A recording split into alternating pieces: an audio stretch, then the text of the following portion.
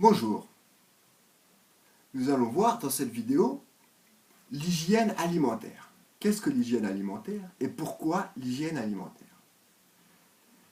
Eh bien, pour rester en bonne santé. L'hygiène, c'est la santé.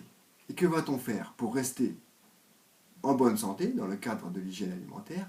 Eh bien, se battre contre les microbes pathogènes, c'est-à-dire les microbes néfastes pour la santé, voire dangereux.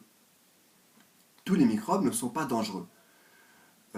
Certains microbes, comme les microbes qui se trouvent dans la levure ou dans le fromage, ou des microbes que nous avons dans notre intestin qui nous aident à la digestion, sont des microbes qui sont sains. Mais dans le cadre de l'hygiène alimentaire, nous allons nous occuper, nous battre contre les microbes pathogènes, donc les microbes dangereux. Ces microbes-là sont incolores, invisibles à l'œil nu, et inodore. Bien souvent, donc nous nous battons contre un ennemi invisible. Que va-t-on faire contre cet ennemi invisible? Premièrement, éviter la contamination des aliments. Deuxièmement, éviter, s'il y a eu contamination, la prolifération de ces microbes. Alors, dans le cadre de la contamination, qu'est-ce qui peut contaminer un aliment? 5 choses. La manipulation. Veillez à toujours bien travailler avec des mains propres et désinfectées. Se laver les mains régulièrement avec un savon désinfectant. Attention, tous les savons vendus dans le commerce ne sont pas bactéricides. La plupart lavent les mains mais ne les désinfectent pas. On peut aussi porter des gants, mais ce doit être des gants propres. Il vaut mieux encore travailler avec des mains propres qu'avec des gants sales. Deuxième source de contamination, le matériel. Comme par exemple, bien souvent, les couteaux ou les planches à découper. Veuillez donc toujours avoir du matériel propre. Troisième source de contamination, les locaux. Travailler dans un endroit propre. Quatrième source de contamination, les aliments. Veillez à ce qu'un aliment sain ne soit pas contaminé par un autre aliment. Pour ce faire, il est judicieux de séparer les différents types d'aliments. Par exemple, laisser les légumes dans un bac à légumes, dans le bac à légumes, ou dans un réfrigérateur spécifique, la viande avec la viande, on ne la mélange pas avec le poisson, lui, le poisson reste avec le poisson, et chaque type d'aliment reste bien séparé. Et aussi bien tout filmer, pour éviter que les microbes arrivent, par exemple, du réfrigérateur vers l'aliment. Cinquième source de contamination, les méthodes de travail. C'est pourquoi nous allons travailler avec ce que l'on appelle la marche en avant. Marche en avant dans l'espace ou dans le temps. Dans l'espace, c'est-à-dire, par exemple, si l'on prend l'exemple des planches à découper, prendre une planche à découper différente pour chaque type d'aliment. Un évier pour chaque type d'aliment, un plan de travail différent pour chaque type d'aliment. Mais bon, on n'a pas toujours la place ou l'espace ou le matériel de travailler comme ça, avec une marche en avant dans l'espace. C'est pourquoi nous travaillons souvent avec une marche en avant dite dans le temps. On travaille un type d'aliment à la fois. Les légumes, et par exemple, après on désinfecte tout, et on travaille la viande, après avoir bien tout désinfecté, on travaille le poisson, etc. Un type d'aliment à la fois. Mais même après avoir pris toutes ces précautions, pour éviter la contamination, comme nous nous battons, rappelez-vous, nous avons dit que c'était un ennemi invisible. Comme nous nous battons contre un ennemi invisible, nous ne sommes pas sûrs que l'aliment qui a l'air sain le soit vraiment. C'est pourquoi il faut éviter la prolifération des microbes. Parce qu'un microbe seul n'est peut-être pas très dangereux, mais lorsqu'ils deviennent nombreux, c'est là qu'ils peuvent devenir vraiment très dangereux. Alors, que va-t-on faire pour limiter la prolifération des microbes? Deux choses principales, voire même trois choses principales. Premièrement, la température. Deuxièmement, le temps. Troisièmement, le milieu, les méthodes de conservation. Nous allons voir d'abord la température. Les températures. Alors, en dessous de moins 18 degrés, les microbes sont toujours bel et bien vivants, mais sont incapables de se reproduire. À 3 degrés, les microbes sont toujours bien vivants et se reproduisent, par contre, toutes les 24 heures. C'est-à-dire que chaque 24 heures, le nombre de microbes se multiplie par 2.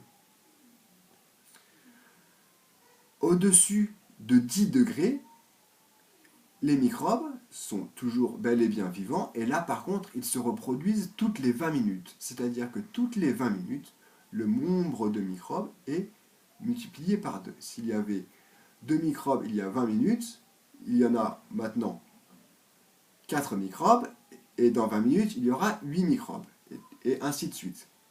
Donc ils deviennent très rapidement de plus en plus nombreux. À 37 degrés, c'est la température de prédilection des microbes, c'est là où ils se sentent le plus à l'aise et où ils se multiplient le plus rapidement. À 63 degrés, les microbes sont toujours vivants pour la plupart, mais ne se reproduisent pas. Au-dessus de 63 degrés, il fait trop chaud pour que les microbes puissent se reproduire. Et à 121 degrés, les microbes meurent. Après avoir passé un certain temps à 121 degrés, les microbes meurent. C'est ce qu'on appelle la pasteurisation. Deuxième chose à faire pour éviter la prolifération des microbes, on a vu, le temps. Comme les microbes ont besoin de temps pour se reproduire, on va essayer de ne pas leur donner ce temps-là. D'où l'importance de respecter les dates limites de conservation, c'est-à-dire les DLC, voire les DLUO, dates limites d'utilisation optimale, qui, dans un cadre non professionnel, en fait, si vous mangez des pâtes dont la DLUO est dépassée, vous ne prenez pas beaucoup de risques. Mais dans un cadre professionnel, on vous demandera de respecter ces DLUO. Il est donc important de les respecter. Et troisième chose, pour limiter la prolifération des microbes, veillez à les conserver dans un milieu bien sec, bien propre, car les microbes ont bien souvent besoin d'eau pour se reproduire, et bien souvent besoin d'air. C'est pourquoi le sous-vide peut aider en fait à tuer certains microbes, ceux qui ont besoin d'air. D'autres microbes, par contre, eux, se reproduisent lorsqu'il n'y a pas d'air, et certains microbes se reproduisent en fait et vivent avec ou sans air. Voilà. Donc ça, c'est pour l'histoire des microbes.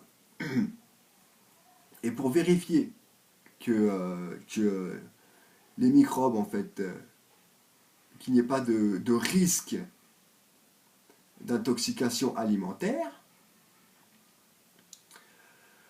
nous faisons appel à des normes d'HACCP, c'est-à-dire identifier les risques alimentaires et les dangers d'intoxication, voir et écrire ce qu'il y a à faire pour prévenir ou corriger les points critiques, faire ce qu'il faut et vérifier que ce qu'il faut faire a bien été fait. Et tout cela, bien le noter, d'où la traçabilité. L'HACCP a été créée par la NASA, qui a été faite en fait pour que les astronautes ne tombent pas malades dans l'espace à cause d'intoxication alimentaire. Et petit à petit, ça s'est répandu, ce système s'est répandu dans le monde, et en particulier en France. Donc les normes évoluent assez rapidement, ces normes d'hygiène HACCP et les méthodes évoluent assez rapidement. Depuis 2004, ce qui est important en fait, c'est on a une notion de résultat. On n'est plus sur une notion de moyens, mais plus sur une notion de résultat. C'est-à-dire que du moment que l'on peut prouver que notre méthode de fabrication des produits ou de distribution des produits ne comporte pas de risque, c'est le plus important. Alors qu'avant, on nous disait comment faire. Maintenant, il faut juste prouver que ce que nous faisons ne comporte pas de risque. Alors, comment prouver tout ça? En particulier, entre autres, grâce à la traçabilité. Bien vérifier la température d'arrivage des aliments, en prenant la température, et écrire tout ça. Traçabilité, ça veut dire écrire, et bien noter, et bien garder toutes les traces, en fait, de ce qui a été fait et de ce qu'on a reçu. Vérifier que les températures de stockage sont bien adéquates, c'est-à-dire que les réfrigérateurs marchent bien et soient à la bonne température, que les températures de distribution soient au-dessus de 63 degrés, que le temps entre 63 degrés et l'instant qu'on l'a sorti du réfrigérateur n'ait pas été trop long, bien garder les dates limites de conservation, et bien garder toutes les origines de des produits que l'on a, pour pouvoir, en fait, en cas de problème, dire voilà ce que je n'ai pas commis de faute professionnelle, et voilà, parce que en fait une intoxication alimentaire peut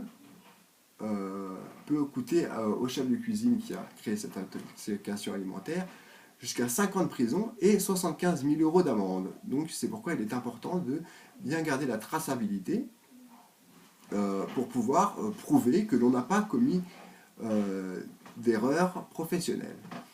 Et voilà, je vous laisse. Bonne soirée.